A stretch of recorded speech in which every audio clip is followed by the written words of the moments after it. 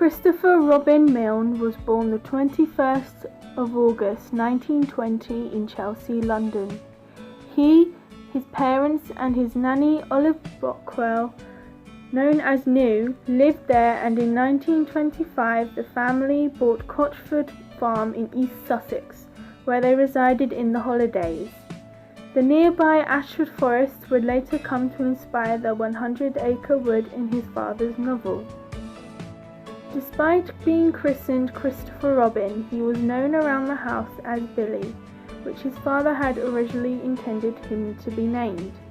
Then from 1925 he was known as Moon, which is how he pronounced Milne, and from 1929, the time he started boarding school, he was known as Christopher.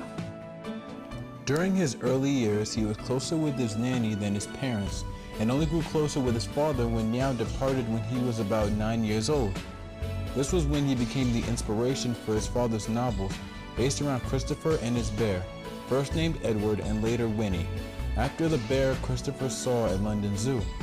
They spent many a time playing in the forest with Winnie, Eeyore, Piglet, and later Tigger and Kanga. Once Winnie the Pooh was published in 1926, Christopher made many public appearances with this bear. After growing tired of the public eye, Christopher attended Boxgrove School, a boarding school, where he hoped to escape the haunting of Winnie the Pooh and Christopher Robin and just be Christopher Milne. However, the other students found out who he was, and he was the victim of bullying throughout his time at the school. In 1941, he applied for the army, hoping to have a bit of normal life that was taken away during his childhood. However, he failed the medical exam. His parents expected him to return to Cambridge University, in which he attended, but he used his father to get into the army, and he managed to get a position as sapper in the Royal Engineers. Once the war ended, he returned to university and got an English literature degree. Then came Christopher's down period, where he struggled to find a stable job, which he blamed his parents for. He felt that his father used him to get to where he was, and despite the fame it gave Christopher, he was never really happy and started to resent his father. The books brought in a lot of money for the family, which Christopher could have claimed but never did. He felt his name, bear and childhood was snatched from him for the books. In his own words, "My father had got where he was by climbing on my infant shoulders, that he had filched from me my good name and had left me with nothing but the empty fame of being his son." In 1948, he married his cousin Leslie de Silincourt, which his parents never actually approved of. This is especially because Christopher's mother was estranged from her brother, Leslie's father.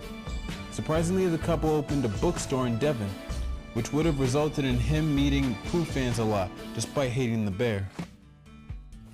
When his father became ill in the 1950s, Christopher visited him, but once he died, Christopher never visited the farm again.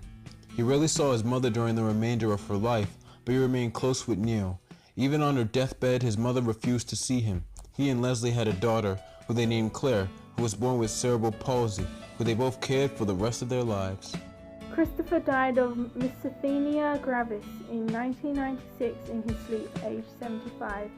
Throughout his life, he published 3 autobiographies and donated his original stuffed toys to the New York Public Library, so he hated the idea of Pooh being commercialized. At the end of the film Goodbye Christopher Robin, his father tells Christopher, "And the day will come when everyone will have forgotten Winnie." Whether he actually said this or not, I personally find this very ironic, seeing as the film Christopher Robin has just come out at the time of making this video about the fictionalized Christopher Robin from the stories. Thank you so much for watching, and thank you Omari for joining in the voiceover of this video.